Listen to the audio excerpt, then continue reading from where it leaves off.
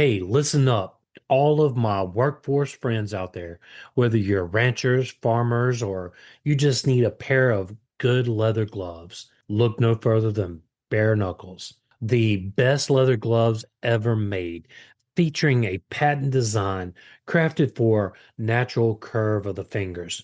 These gloves deliver a perfect fit, superior protection, and all-day comfort. Made from premium leather, right now get an exclusive 15% off, and you can find that at buybareknuckles.com. But make sure you use our code INFOGO at checkout. You can find that link in the show notes.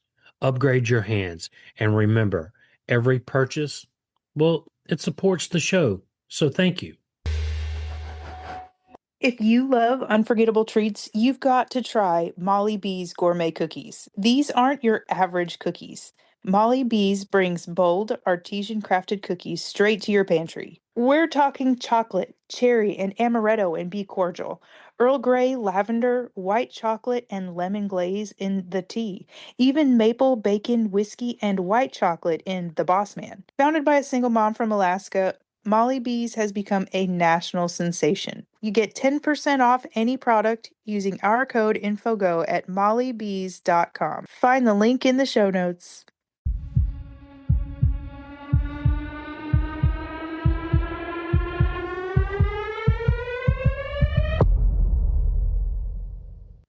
Welcome to the podcast. I'm William, And I'm Kat, and that makes this Info on the Go. feeding your curiosity with every show. Absolutely. So, Kat, I know I picked this topic, and I just have a question for you. Before we started researching this and getting into it, had you ever heard of this? No, not at all. So I'm excited. Okay, all right, let's do it. Hopefully, the listeners are too. Hopefully, you read the title, but if you didn't, I'll read it for you. Sponge Cities. Let me try to set this one up. Here we go. My best setup voice. What do you think? Yes. Okay. Imagine standing on a downtown sidewalk as dark clouds gather overhead. Office lights glow behind towering glass facades. Traffic hums through intersections. The rhythm of the city feels steady, predictable, as if really nothing could ever really disrupt it. But then the rain starts. Well, at first it's gentle, tapping on rooftops, umbrellas, but within minutes, it becomes a steady downpour. Then it's relentless downpour. And then people are under hoods, cars inch forward through slick streets, and the city begins to change. This isn't a hurricane, it's just heavy rain. In New York City, for example, a commuter once found herself trapped in a subway car as tunnels filled with water, faster than the pumps could remove it. Outside, streets were transformed into rushing streams.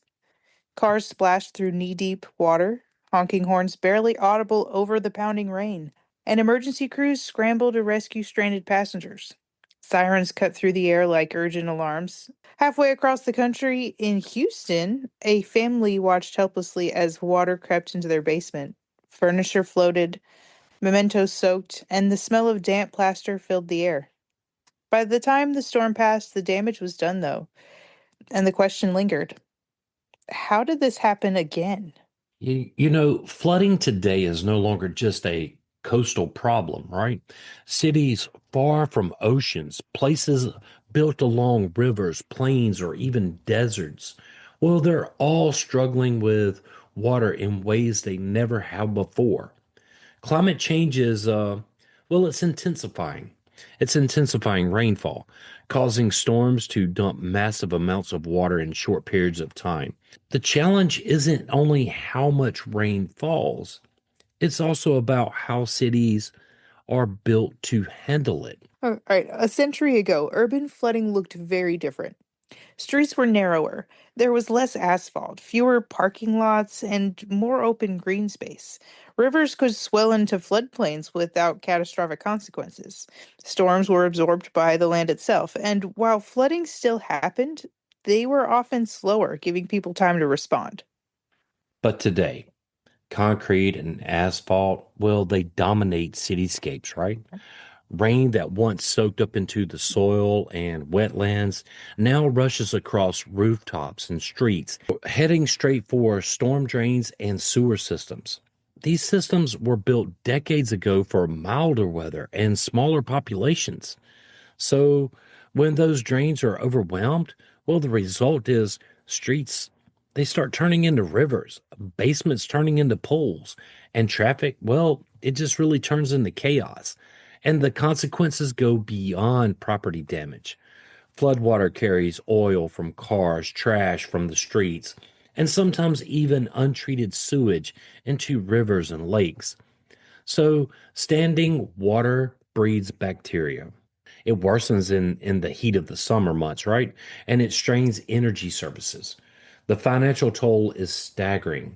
And in the United States alone, urban flooding causes tens of billions of dollars in damage every year. So, what has changed? Well, for over a century, cities were designed to push water away as fast as possible. Concrete, asphalt, storm drains, and underground pipes became go to solutions. Clean, efficient, controlled, but resilient? Not so much. As floods like these continue to make headlines, like in New York, Houston, Jakarta, Mumbai, and other countless cities, urban planners, engineers, and environmental scientists are asking a radical new question. What if we didn't fight the water, but instead learned to live with it? What if cities could slow it down, store it, filter it, and release it safely over time? What if streets, parks, and rooftops could act like landscapes, absorbing rain like forests, wetlands, and soils once did? Well, that question is at the heart of the most innovative ideas in modern urban design. Enter the Sponge City. Kat and myself, we're really going to explore the origins of sponge cities and how they function and the ways they're already transforming urban life around the world. Because as storms, well, they're going to continue to grow stronger, and urban populations, well, they're going to continue to grow as well. But the city's ability to manage water, well, it may determine not just in its streets, but its very future. So, to understand sponge cities, we first need to understand how modern cities accidentally created a water problem. Long before concrete and asphalt dominated our skylines, the land had its own natural system for handling rain. Forests caught water in their leaves and branches, wetlands spread water out, slowing its flow, and soil absorbed it like a sponge, filtering out pollutants. Rivers rose gradually and spilling safely into floodplains designed by nature itself. So rainwater wasn't a threat, it was just a part of the system. Then cities arrived, and that balance really changed. Urban development replaced natural landscapes with hard, impermeable surfaces. Concrete, sidewalks, asphalt roads, rooftops, and parking lots. Will it transform living soil into something closer, well, to stone? Water that once soaked into the earth, well, it's running across streets and rooftops. Storm drains, pipes, and canals were built to carry it away as quickly as possible. This was a practical solution for a growing industrial city. But there was a catch. Many of these systems were designed for storms that happened decades ago. A typical urban sewer system in the 20th century might have been built to handle a 2-inch rainfall over 24 hours. That was enough for most days back then, but today storms are bigger, faster, and more intense, with 5 to 6 inches of rainfall in an hour. So the system, well, it's overwhelmed and water backs up. Streets flood, basements fill, cars stall, emergency services, well, they're scrambled. You know, imagine a forest absorbing rain.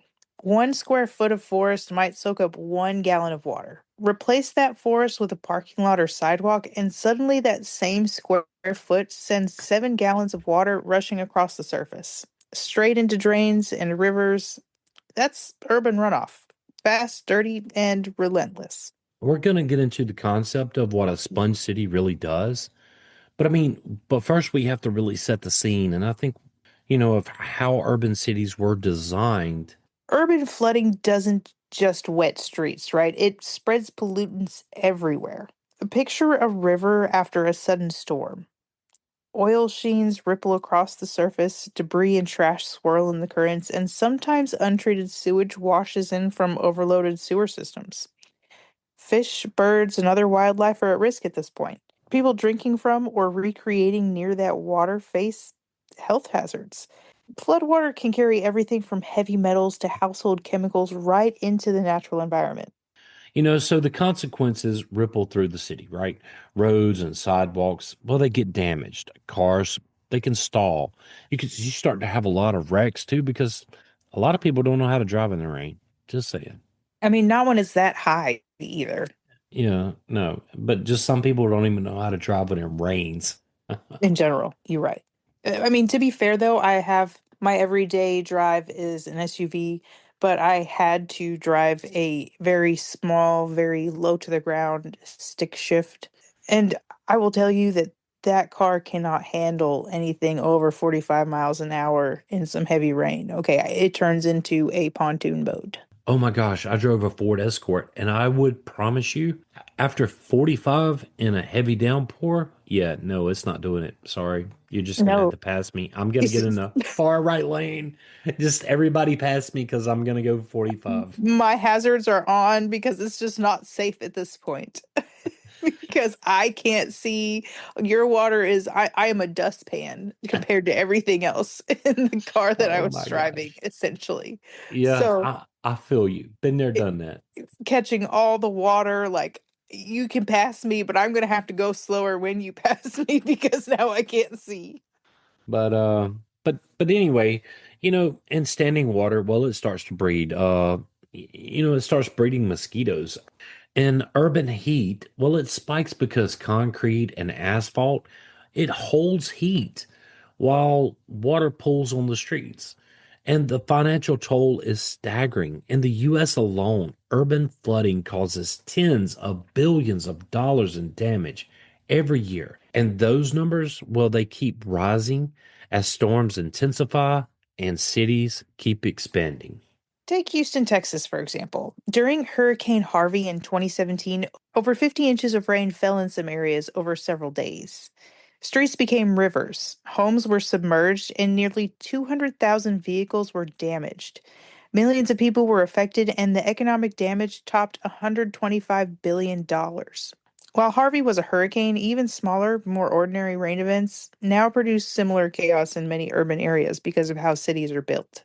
So, for decades, cities tried to fight this problem with bigger pipes, deeper tunnels, and stronger channels.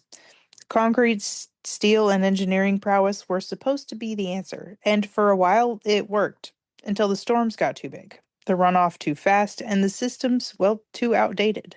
The hard truth is clear. You cannot pipe out the rainwater. So, no matter how much concrete or how deep your sewers are, water will always find a way to overwhelm your system. And the faster we built cities, the harder it became to retrofit them. Old stormwater systems are buried underground, hidden beneath streets and buildings, and expanding them isn't just costly, it's often physically impossible without, well, disrupting the city above. The realization is to set the stage for a radical new approach. What if cities didn't just move water away, but instead learned how to live with it? What if streets, parks, rooftops, and public spaces could just slow water down, store it, filter it, and maybe release it safely over time? What if cities could act less like sealed containers and more like living landscapes, mimicking the forests, wetlands, or the soil that they replaced? That question is the origin of the sponge city philosophy, a way of designing urban spaces to absorb and manage water naturally, reduce pollution, and make cities safer, cooler, and healthier for people. The birth of the sponge city idea, the phrase sponge city, might have entered global conversation in the early 2010s, but the idea behind it, well, it has roots that stretch back centuries. Across the world, people have long found ways to live in harmony with water, how to manage it, how to store it, and even celebrate it. Take Venice, for example. It's built on a network of canals. The city functions almost like a living sponge, with water flowing beneath streets and buildings. Flooding has always been a part of life there, and for centuries, Venetians learned to work with tides rather than fight them. In Asia, rice farmers built terraces along hillsides to slow rainfall, to reduce erosion, and direct water to crops. These centuries old techniques are early examples of what urban planners today call nature based solutions, systems that work with water, not against it. By the late 20th century, urban planners in Europe and North America, well, they began experimenting with similar ideas. Cities introduced green roofs, rain gardens, and permeable streets. The goal was to slow runoff, filter pollutants, and reduce flooding. These projects were often small scale, isolated, and limited by size of the stormwater systems they were meant to complement. Meanwhile, in China, the need for a comprehensive approach became urgent. By 2012, over 60% of Chinese cities were experiencing floods each year, and in some cities, dozens of flood events occurred annually. Rapid urbanization had replaced vast wetlands with concrete almost overnight. Rivers and lakes that once absorbed rainfall were confined or filled in to make room for buildings and roads. So, traditional gray infrastructure or larger pipes, concrete channels, and underground tunnels really couldn't keep up. Consider Beijing in 2012. Torrential rain, well, it caused rivers and canals to overflow, flooding streets and subways, trapping cars and commuters. But, Shanghai experienced a massive urban flood in 2011 when more than 200 millimeters of rain fell in just a few hours. Storm drains, well, they backed up. Basements, they filled, and traffic, it just was at a standstill. These events show that no matter how much concrete you pour or how deep you dig, you just cannot outpipe extreme rainfall. In 2013, President Xi Jinping introduced a bold concept. Cities should function like sponges, absorbing, storing, filtering, and releasing water when needed. The statement marked the birth of the Sponge City Initiative, a national program aimed at redesigning Chinese urban centers to coexist with rain rather than be overwhelmed by it.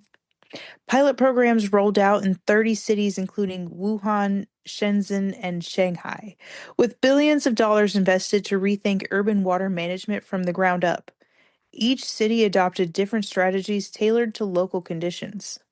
In Wuhan, parks, well, they were redesigned with rain gardens, bioswales, and wetlands soaking up millions of gallons of rainwater. Green roofs were installed on public buildings, and new underground storage tanks captured storm water for irrigation and aquifer recharge. Residents started to notice a tangible difference. Flooding incidents, they dropped, and the city became cooler and greener. In Shenzhen, innovation rainwater capture systems were integrated into residential complexes and office buildings. Water is collected from rooftops and paved surfaces, filtered and reused for landscaping and cleaning. Some neighborhoods even use smart sensors to predict when storage tanks will overflow and automatically redirect excess water to nearby parks or retention basins. So China's goals of their sponge cities, well, they were ambitious. They were meant to absorb 70% of rainwater locally, reduce urban flooding, replenish groundwater, improve water quality, create greener, cooler, and more livable cities. But China wasn't alone in rethinking water. This was around the world. Other nations started exploring the same approaches. In the Netherlands, the Room for the River program gave rivers more space to safely flood.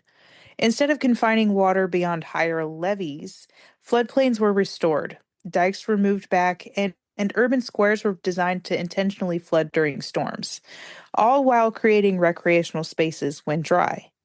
In Germany, cities like Berlin promoted green roofs, permeable streets, and urban wetlands to reduce stormwater runoff before it reached the sewers.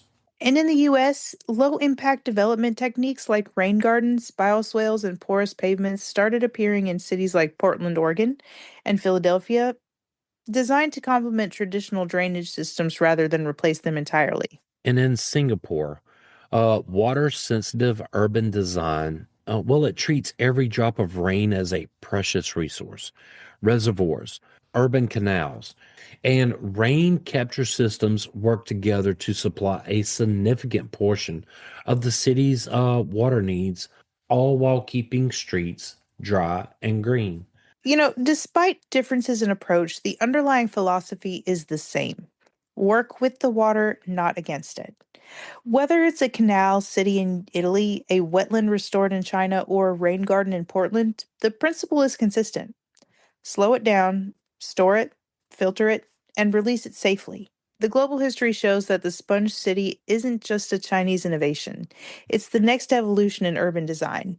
By learning from nature and from centuries of water-wise engineering, cities can transform themselves from rigid, flood-prone systems into adaptive, resilient environments capable of thriving under a changing climate. So, exactly what makes a city a sponge? How does it work? Well, the short answer is this: it's not one single innovation or a single street corner.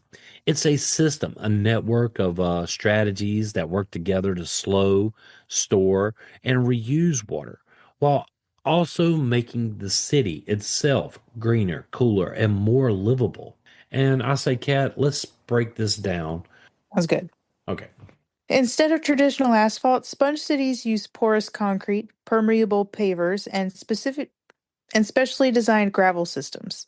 Rain filters down through these surfaces into underlying soil and storage layers, slowing runoff and cleaning the water naturally as it moves.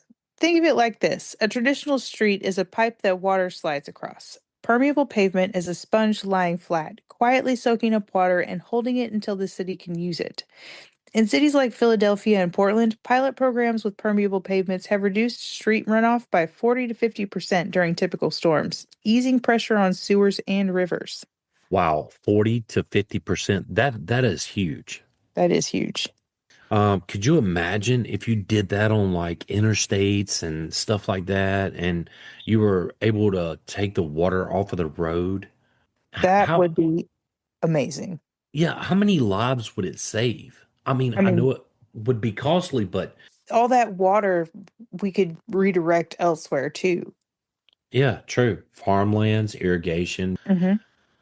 So green rooftops, sponges on the top of buildings. What about that? So imagine the top of the building as a sponge. Well, that's what green rooftops do. They cover rooftops with soil and plants. Cities can absorb rainfall before it ever reaches streets and the drains. A single green rooftop can retain 50 to 80% of rainfall during a storm. Multiply that across hundreds or thousands of buildings in a city, and suddenly a lot of water never even makes it to the street. Green rooftops also reduce building temperatures. They combat urban heat and provide habitats for birds and insects. In Shenzhen, China, one commercial district installed green rooftops on dozens of office towers.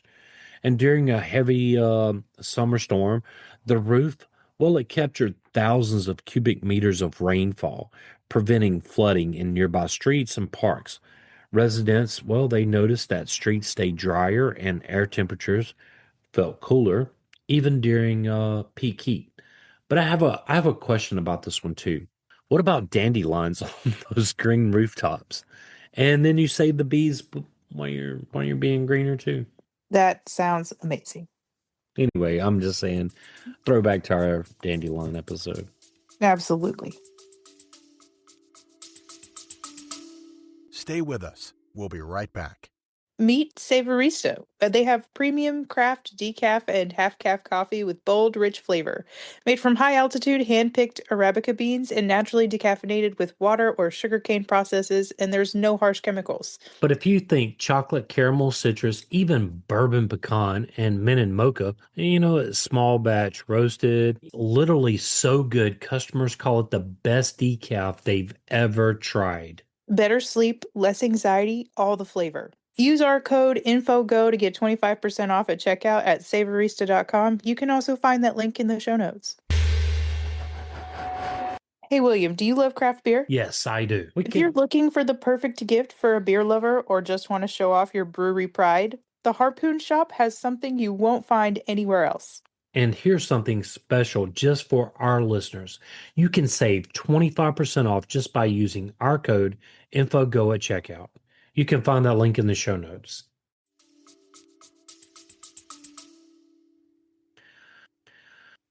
So, you also have rain gardens and bioswales, streets with hidden sponges.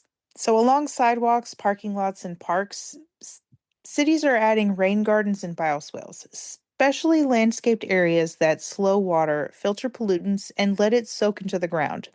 Think of bioswales as hidden sponges in plain sight. They collect runoff from streets, lawns, and rooftops and gradually release water into the soil.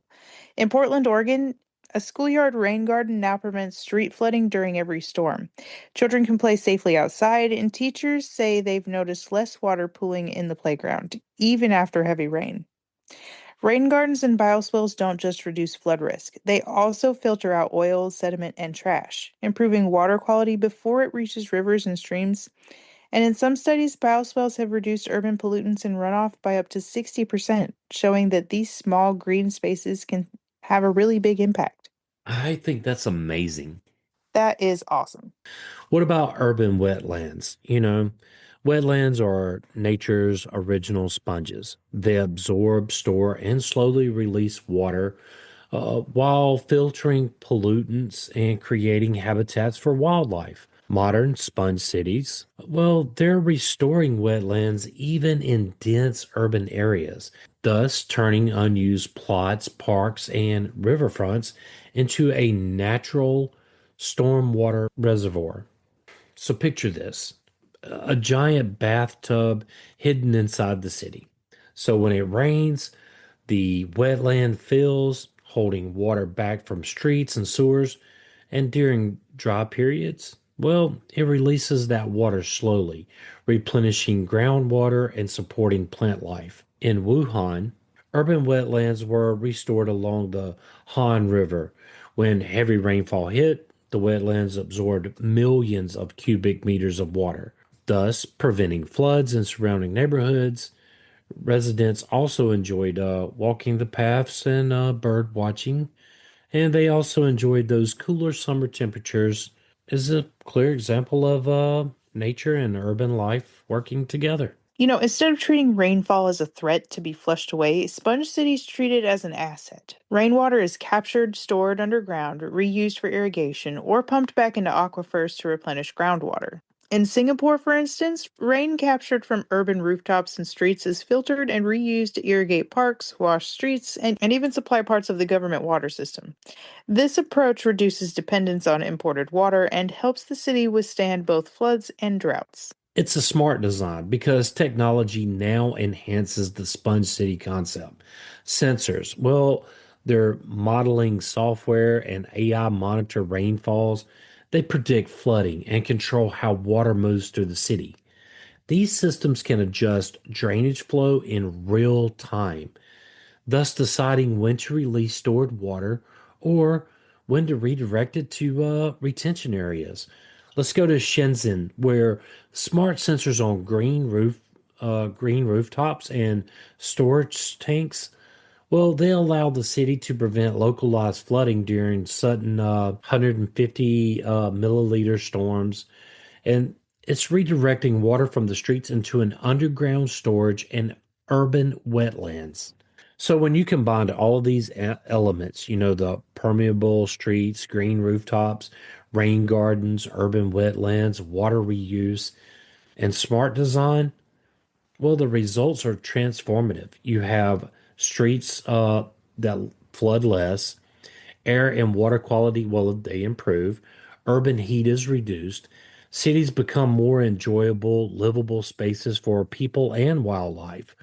So, water stops being the enemy and becomes a partner, quietly nourishing the city, cooling it, and making it resilient to storms.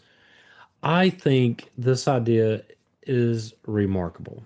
I love it. I think it should be implemented everywhere. Of Yeah. course, there is a significant amount of money involved and planning and years of work. Yeah, but I do agree. I mean, as the climate changes, I mean, we're gonna have to figure something out, right? Right. You know, the theory is one thing, but do sponge cities actually work? Around the globe, cities are proving that they do, and the results are both measurable and inspiring. In Wuhan, China, they have parks that saved the city. It was once famous for chronic flooding and has completely reimagined its urban landscape. You have parks, streets, and rooftops that were designed to capture and store rainwater. Wetlands were restored along the Han River, like William said earlier, and green infrastructure was installed throughout neighborhoods. A resident living near a restored wetland park recalls the 2015 storm. In the past, water would have spilled into her street and flooded the basements. This time, the wetland absorbed millions of cubic meters of water. Street flooding dropped by 60 to 70%, and groundwater levels began to recover naturally. Children were still able to play outdoors, and the neighborhood felt cooler and calmer than in previous years. Wuhan's green roofs, rain gardens, and underground reservoirs now retain roughly 70% of rainwater locally, reducing the burden on sewer systems and preventing toxic urban runoff. The city has also seen a noticeable drop in summer temperatures thanks to the cooling effect of its newly greened spaces. Wow, that's amazing. That sounds awesome. But in the Netherlands, it's a country famous for its battles against the sea, right?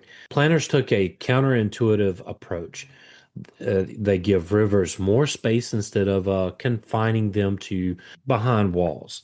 So the Room for the River program transformed flood-prone areas into multifunctional landscapes. Floodplains were restored, dikes were moved back, and water plazas were created. City squares that doubled as recreational spaces when dry, but safely flood during storms. And across the country, these interventions have reduced flood risk in dozens of urban areas while creating parks, cycling paths, and recreational spaces, proving that flood management, well, it can be both functional and enjoyable. In Berlin, Germany, they have embraced the green roofs as a citywide policy. New buildings are often required to install vegetation on their rooftops, turning once bare concrete into miniature urban sponges. Berlin now captures millions of cubic meters of rainwater each year. Studies show that green roofs reduce stormwater runoff by 40 to 60% per building, while also lowering roof surface temperatures by up to 20 degrees Fahrenheit. Now, this reduces the urban heat island effect and improves energy efficiency for cooling. Portland, Oregon has been a pioneer in low impact development. Streets are lined with bioswales. Parks feature rain gardens, and stormwater is redirected to natural areas rather than being funneled straight into the rivers. The sewer overflows have dropped by 90% in some districts, and children can play outside even during heavy rain. Residents also report cooler summer temperatures and cleaner waterways, showing how human and ecological benefits go hand in hand. Singapore treats every drop of rain as precious. The city has integrated reservoirs, urban canals, rain capture systems, and smart water management technology. Rainwater collected from rooftops and streets is filtered and reused for irrigation, cleaning, and even municipal water supply. During a record rainfall in 2017, the city's sponge infrastructure prevented major street flooding, while the captured water replenished underground aquifers. This dual function of flood protection and water storage is a hallmark of Sponge City approach, making Singapore a global model for high-density, water-smart urban planning. So we do have some other notable examples. Tokyo, Japan, they have underground flood diversion tunnels and rooftop gardens that combine. Well, They reduce runoff during typhoon seasons, and residents have noticed fewer street floods during these intense storms. And over in Melbourne, Australia, urban wetlands and parklands now act as temporary reservoirs during summer downpours, helping recharge groundwater and prevent damage to neighborhoods. In Copenhagen, Denmark, public squares have been designed to intentionally flood during storms, protecting residential streets while doubling as a recreational space when dry. So, are the results of this measurable? Flood incidents have dropped significantly, often by 50 to 70% in retrofitted areas. Groundwater levels increase, replenishing aquifers that were previously depleted by impermeable urban surfaces. Urban heat is reduced by several degrees in neighborhoods with green infrastructure, and biodiversity returns to cities with birds, insects, and small mammals thriving in parks, wetlands, and green roofs. Even small pilot projects have noticeable effects. A single rain garden or bioswale may seem minor, but when scaled across neighborhoods and cities, a cumulative impact is transformative. Streets stay dry, homes remain protected, and residents enjoy healthier, cooler, and more vibrant urban areas. Yeah, I think the real takeaway here is from Wuhan to Portland, Berlin to Singapore, Tokyo to Copenhagen. The story is clear. Cities that work with water instead of against it, well, they thrive. Sponge cities, they reduce flooding, they store water for dry periods, they cool the urban heat, and they support biodiversity and create spaces where people feel connected to nature. And this is a real world examples that show how sponge cities aren't just theory, they're practical, measurable, and human-centered solutions to the pressing water challenges of the 21st century. When cities adopt these approaches, everyone benefits from it, residents, wildlife, and Mother Earth herself. So, why do the sponge cities matter now more than ever? Well, climate change is reshaping the way the world experiences weather, and cities are on the front lines. Meteorologists and climate models tell a simple but alarming story. Rainfall is becoming more intense, droughts are lasting longer, and urban temperatures are rising. That means cities face two extremes: too much water at once and not enough water when it's needed most. Storms can dump several inches of rain in just an hour, overwhelming drainage systems. Then, weeks or months later, the same city can be parched, with parks brown and rivers low. This is where the sponge city concept makes the difference. By slowing down and storing rainwater, these urban systems help cities bridge the gap between flood and drought. Water captured in parks, wetlands, underground reservoirs, and green infrastructure, well, it isn't just held temporarily. It can be reused for irrigation, replenishing aquifers, and even supplying municipal water. In other words, sponge cities turn a risk into a resource, providing a buffer against both extremes. The benefits go beyond water management, though. Consider the economics. Studies show that investing in sponge city infrastructure can save billions of dollars over decades. Every inch of runoff prevented from flooding streets, homes, and businesses is a cost avoided in repairs, insurance claims, and emergency services.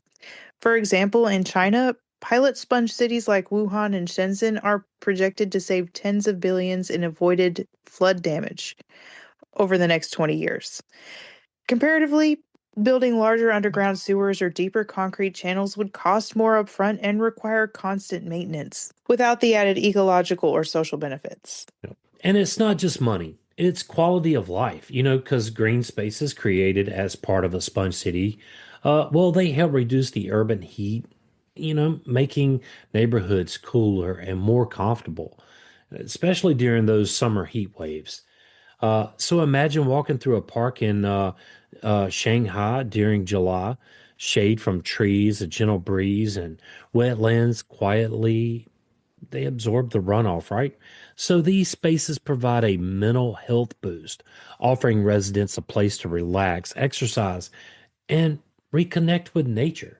Biodiversity also benefits. Birds, bees, insects, and even small mammals find habitats in urban wetlands. Save the bees.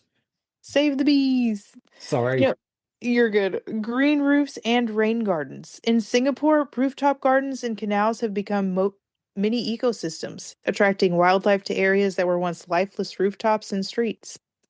In Portland, rain gardens planted near schools support pollinators while reducing neighborhood flooding, letting students see firsthand how nature and urban life can coexist.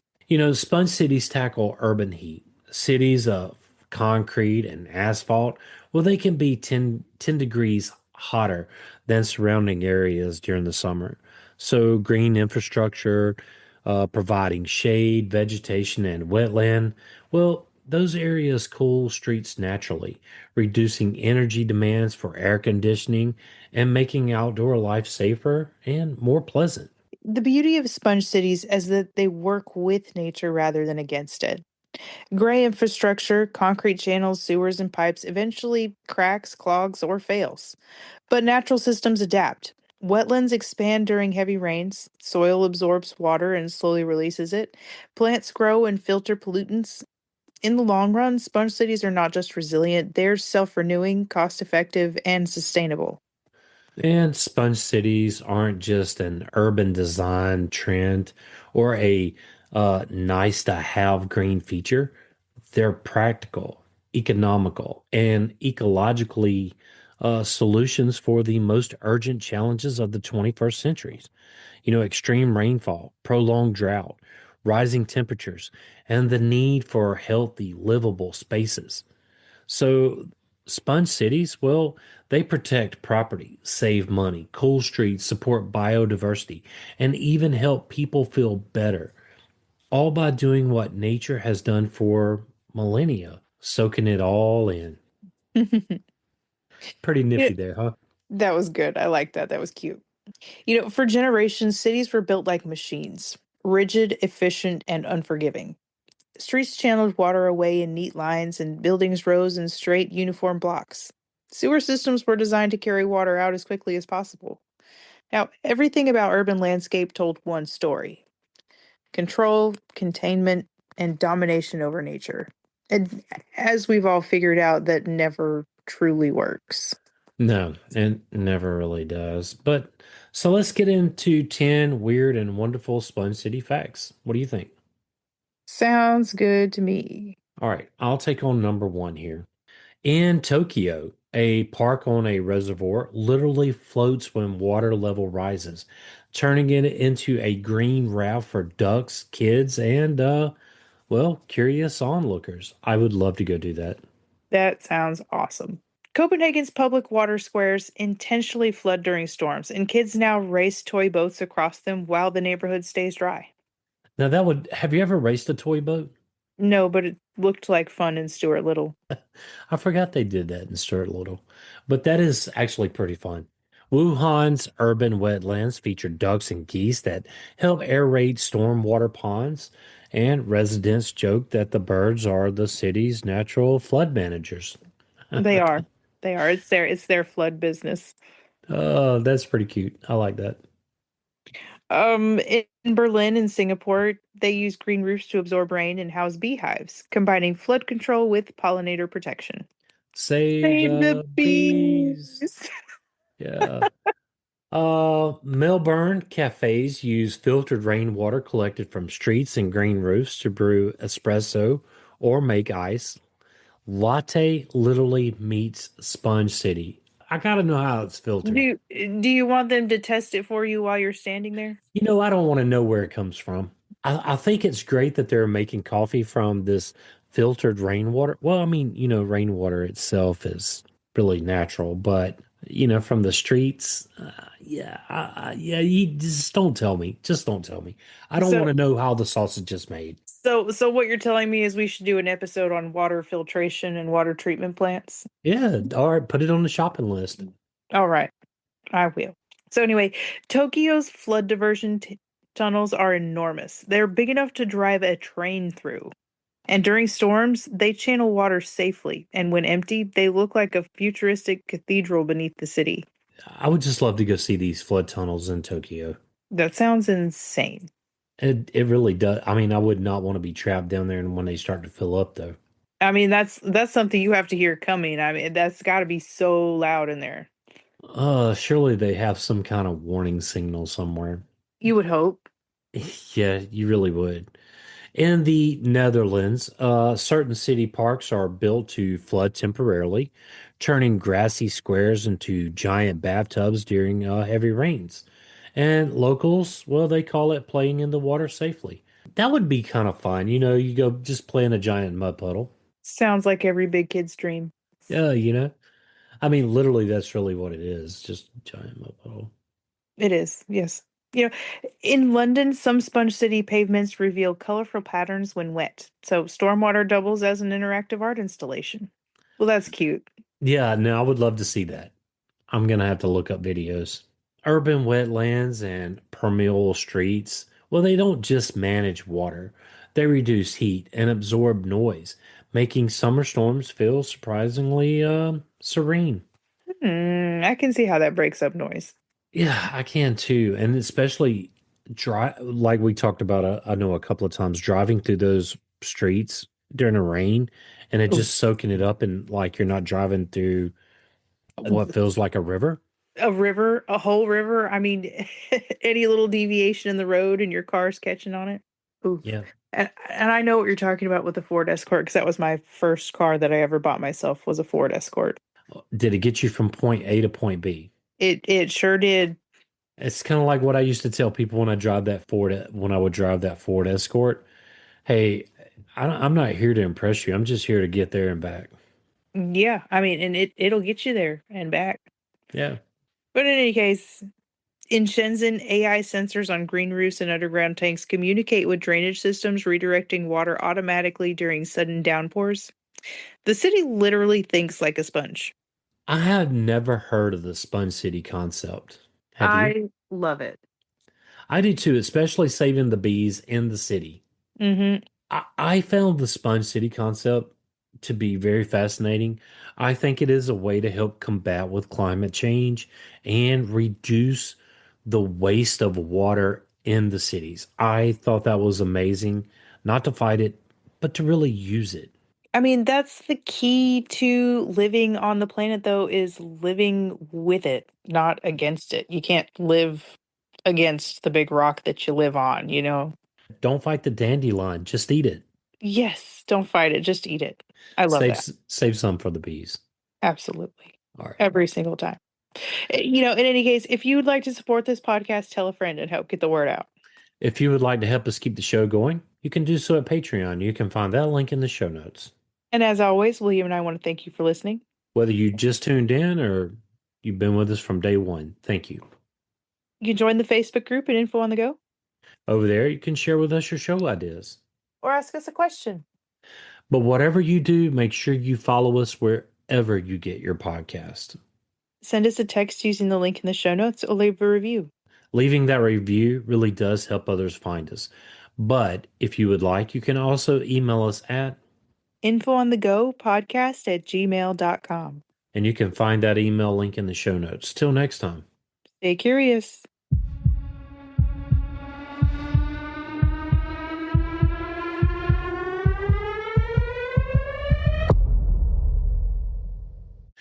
Every morning starts with a choice.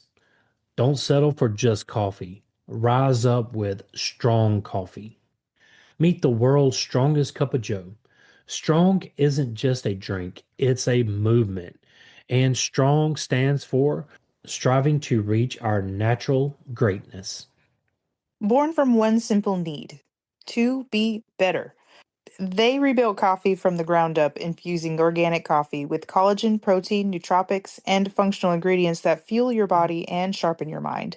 There's no crash, no compromises, just clean energy, focus, and flavor that fires you up. Whether you're chasing kids, chasing goals, or chasing greatness, don't just wake up, rise up. Strong coffee, the world's strongest cup of joe, for a world ready to be better. Use code INFOGO at checkout to save 15%.